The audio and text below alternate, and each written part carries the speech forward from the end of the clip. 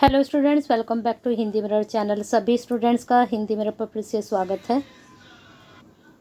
अभी जो कंटेंट लेकर आए हैं BAED यानी कि एजुकेशन से संबंधित ये कंटेंट है। और अभी जो हम कंटेंट लेकर आए हैं सेकेंड ईयर के जो स्टूडेंट्स हैं उनका यही वाला कोड है। तो उनके लिए क्वेश्चन पेपर लेकर आए हैं। प्रीवियस क्वेश्चन पेपर 2022 और 19 दो ही पेपर हम डिस्कस करेंगे। 22 और 19 कोशिश करेंगे कि कल आपके पास 18 और 17 का भी पहुंचाएं, लेकिन तब तक आप इनमें से ही तैयारी करते रहिए। और बाय बुक भी हम कोशिश करेंगे आपके लिए कंटेंट अपलोड करने की, क्योंकि हिंदी मिरर पर BAED की तैयारी नहीं हुई है अब तक। इससे पहले पहली बार यहाँ पर क्वेश्चन पेपर और बाय बुक जो है अपलोड होगा। आपको क्या करना है, हिंदी मिरर के साथ जुड़े रहना है। अगर आप एजुकेशन के स्टूडेंट्स हैं, एजुकेशन एंड ह्यूमन डेवलपमेंट आपके पेपर का नाम है फर्स्ट पेपर। स्टूडेंट्स की काफ़ी क्वेरीज आ रही थी। एक स्टूडेंट्स ने काफ़ी रिक्वेस्ट की, व्हाट्सएप पर भी मैसेज किया कि मैम हमें जो है प्रीवियस क्वेश्चन पेपर में से समझा दीजिए। वैसे हमारी तैयारी हो चुकी है, लेकिन फिर भी आप थोड़ा सा आइडिया और दे दीजिए कि किस प्रकार से पेपर में क्वेश्चंस बन सकते हैं। तो चलिए शुरू करते हैं। आपके क्वेश्चंस बताने के लिए चेक कर लीजिए एक बार। शिक्षा और मानव विकास अपने पेपर का नाम सेकेंड ईयर एग्जामिनेशन जून। हमने जून का पेपर लिया है, ना कि दिसंबर का लिया है, क्योंकि दिसंबर के क्वेश्चंस रिपीटेड कम होते हैं। ज़्यादातर जो रिपीट होते हैं वो क्वेश्चंस आपके रिपीट होते हैं किसके, जो उससे पहले का पेपर होता है। कुछ टॉपिक ऐसे होते हैं, वो मैं कई बार बता चुकी हूँ कि वो हर बार ही आते हैं। चाहे आपका जून का पेपर हो, चाहे आप दिसंबर का पेपर दे रहे हो, हर बार ही क्वेश्चंस वहाँ से पूछे जाते हैं। अब जैसे ये पहला टॉपिक है, शैक्षिक मनोविज्ञान का अर्थ स्पष्ट कीजिए। शैक्षिक मनोविज्ञान क्षेत्र की विस्तृत व्याख्या कीजिए। शैक्षिक मनोविज्ञान की क्या उपयोगिता है। अब यहाँ पर इस बार आपसे सिर्फ क्षेत्र के बारे में पूछा गया है। हो सकता है नेक्स्ट टाइम आपसे तत्व पूछ लें या कुछ और पूछ लें। तो ये वाला जो आपकी यूनिट है शैक्षिक मनोविज्ञान, यहाँ भी आप 3 से 4 टॉपिक पढ़कर जाइएगा इस यूनिट से। ठीक है, इस यूनिट से कह रही हूँ मैं ये नहीं कह रही हूँ कि इस क्वेश्चंस को पढ़ के जाइए। मैं कह रही हूँ कि इस यूनिट से आपको 3 से 4 टॉपिक पढ़कर जाने हैं। क्षेत्र भी जरूर पढ़ के जाइएगा। ठीक है, चलते हैं आगे नेक्स्ट क्वेश्चन पर। नेक्स्ट है आपका, मानव विकास की विभिन्न अवस्थाओं को लिखे। किशोर अवस्था की विशेषताओं का वर्णन कीजिए। अब देखिए, मानव विकास की अवस्थाएं कौन कौन सी हैं। शैशव अवस्था है, बाल्यावस्था है, किशोर अवस्था है, वृद्धावस्था है। तो इनमें से कोई सी भी अवस्था आपसे पूछ ली जाती है। अब जैसे यहाँ पर इन्होंने सिर्फ आपसे किशोर अवस्था पर्टिकुलर पूछा है। अगर ये यहीं पर छोड़ देते थे कि अवस्थाओं के बारे में लिखिए, तो आप सारी अवस्थाओं का यहाँ पर जिक्र करते तो आपका प्रश्न बहुत अच्छा जा सकता था। लेकिन यहाँ पर सिर्फ किशोर अवस्था, हो सकता है आपने किशोर अवस्था ना पढ़ी हो, आप सिर्फ बाल्यावस्था पढ़ कर गए हो, शैशवावस्था पढ़ कर गए हो। तो यही हम मिस्टेक करते हैं। तो एटलीस्ट आपको 3 अवस्थाएं पढ़कर जानी हैं, शैशवावस्था, बाल्यावस्था और किशोर अवस्था।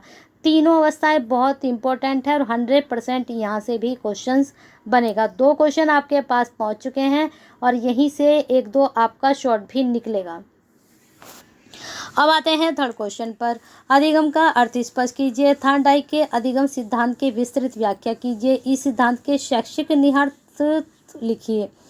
तो यहाँ पर अधिगम को आपको फोकस करना है। ठीक है, थॉर्नडाइक का पूछ लिया गया, हो सकता है इस बार दूसरे का कोई सिद्धांत पूछ लिया जाए।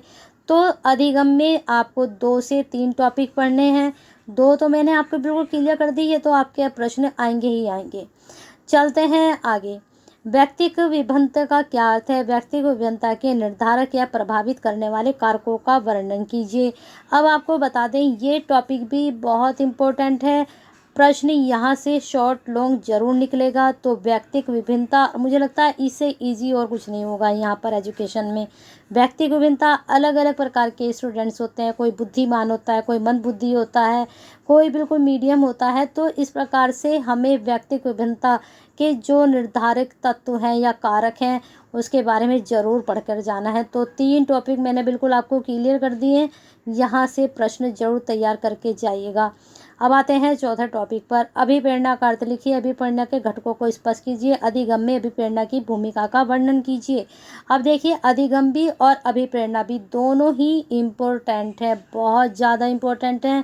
बिल्कुल तैयार करके जाइएगा। यहाँ भी आप चार टॉपिक तो ना करें, लेकिन 2 से 3 टॉपिक तो ज़रूर ही पढ़ के जाएँ, ठीक है। चलते हैं आगे शॉर्ट क्वेश्चन पर। अब शॉर्ट क्वेश्चन में यहाँ पर देखना है, वृद्धि और विकास में अंतर स्पष्ट कीजिए।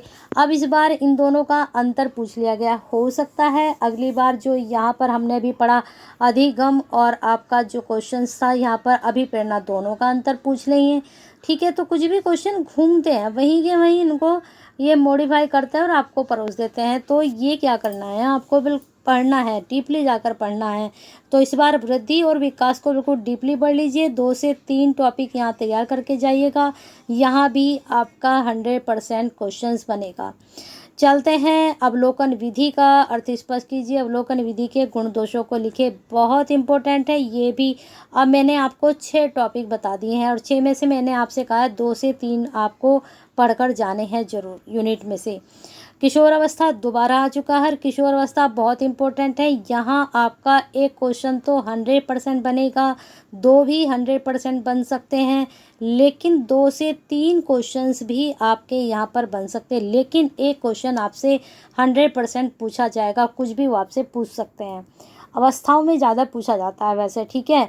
तो यहाँ पर किशोर अवस्था में संवेगात्मक विकास का वर्णन कीजिए। ये बहुत इजी है, जब आप इसको पढ़ोगे तो आराम से ये तैयार हो जाएगा।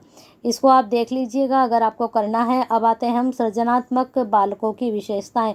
बहुत इजी है ये भी, इससे इजी टॉपिक मुझे लगता है नहीं होगा एजुकेशन का। आप चलते हैं आगे, बुद्धि भी जरूर करके जाइएगा, ठीक है। बुद्धि परीक्षण, सामूहिक बुद्धि, व्यक्तिगत बुद्धि, बुद्धि के कितने प्रकार है, बुद्धि परीक्षण बिल्कुल करके जाइएगा। 100% यहाँ से भी क्वेश्चन जरूर बनेगा बुद्धि से आपका, ठीक है। सहसंबंध के विभिन्न प्रकारों को स्पष्ट कीजिए। फिर आपका है प्रमाप विचलन क्या है, प्रमाप विचलन की गणना करने के लिए सभी सूत्र लिखिए। तो इसको भी आप 80-90% करके जाइएगा। तो 6 टॉपिक मैंने आपको बताए हैं 100% करने हैं और ये मैंने आपको बता दिया है 80%। तो चलिए चलते हैं, ये आपका 2022 का जून का पेपर था। अब लेके चलते हैं 19 की तरफ, आपको चेक कर लीजिए एक बार। BAED शिक्षा मानव विकास, एजुकेशन एंड ह्यूमन डेवलपमेंट। अब यहाँ पर आप एक बार ये भी देख लीजिए, आपका जो पेपर है 2019 का ही है, ठीक है। अब यहाँ पर प्रश्न चेक करने हैं किस प्रकार के पूछे गए थे 19 में। देखें, सेम टू सेम क्वेश्चंस उठाकर रख दिया गया है, कुछ भी अंतर नहीं है 19 में और 22 के जून में, ठीक है। तो अब हमारे पास 20-21 के तो एग्ज़ाम हुए नहीं हैं, तो अब आपका 19 ही 23 में भी रिपीट हो सकता है। चलते हैं आगे, अधिगम का अर्थ स्पष्ट कीजिए। थार्नडाइक के अधिगम सिद्धांत, बिल्कुल सेम टू सेम क्वेश्चंस आ गए हैं, आपको बिल्कुल कुछ भी चेंज नहीं है। देखिए बिल्कुल एज इट क्वेश्चंस पूछे जा रहे हैं। आगे चलते हैं। पता नहीं स्टूडेंट्स क्यों कहते हैं कि मैडम क्वेश्चंस नहीं आए, क्वेश्चंस रिपीट होते हैं भाई यू में। चलते हैं आगे, अभिप्रेरणा का अर्थ लिखिए। अभिप्रेरणा के घटकों को अधिगम में बिल्कुल एज इट प्रश्न है, चेक कर लीजिए। व्यक्तित्व का बिल्कुल ये प्रश्न आपका चेंज हो चुका है और ये 3 टॉपिक अगर आप तैयार करके जाते हैं तो मुझे लगता है आपके अच्छे नंबर आने से कोई नहीं रोक सकता है। व्यक्तित्व का अर्थ क्या है, कैटल द्वारा प्रतिपादित व्यक्तित्व के सिद्धांत का वर्णन कीजिए। अब मैंने जो आपका लास्ट ईयर जो पेपर था वो जो हमने डिस्कस किया है वहाँ पर व्यक्तित्व से संबंधित आपका क्वेश्चंस नहीं था, तो व्यक्तित्व को भी आप तैयार करके जाइएगा, ये भी इम्पोर्टेंट आपकी यूनिट जा सकती है एग्जाम के पॉइंट ऑफ व्यू से। सृजनात्मक देख लीजिएगा। आगे चलते हैं, आगे है अवलोकन। देखिए अवलोकन दोबारा से आ चुका है। अवलोकन विधि का अर्थ स्पष्ट कीजिए। अवलोकन विधि के गुणों दोषों को बताइए। शिक्षा और मनोविज्ञान के मध्य संबंध को स्पष्ट कीजिए। ये आपकी फर्स्ट यूनिट से उठाया गया है जो अभी हमने ऊपर चेक करी है। आप देखिए विकास और व्यक्तित्व दोनों यूनिट भी कर लीजिएगा, विकास से संबंधित भी क्वेश्चंस बनते हैं। शिक्षा में स्किनर का योगदान। किशोर अवस्था दोबारा आ चुकी है, किशोर अवस्था 100% इस बार भी आपकी ज़रूर आएगी। व्यक्ति की विभिन्नता भी दोबारा आ चुकी है, मैंने कहा था 2 से 3 टॉपिक पढ़ लेना। आनुवंशिक वातावरण की भूमिका इसकी पढ़कर जाइएगा।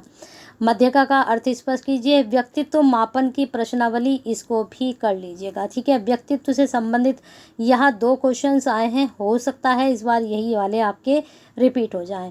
तो बने रहिए हिंदी मिरर के साथ ऐसे ही बेनिफिशियल वीडियो के लिए। कोशिश करेंगे कि बाय बुक आपको पढ़ा दें, लेकिन इस वक्त इतना लोड है बहुत ज़्यादा।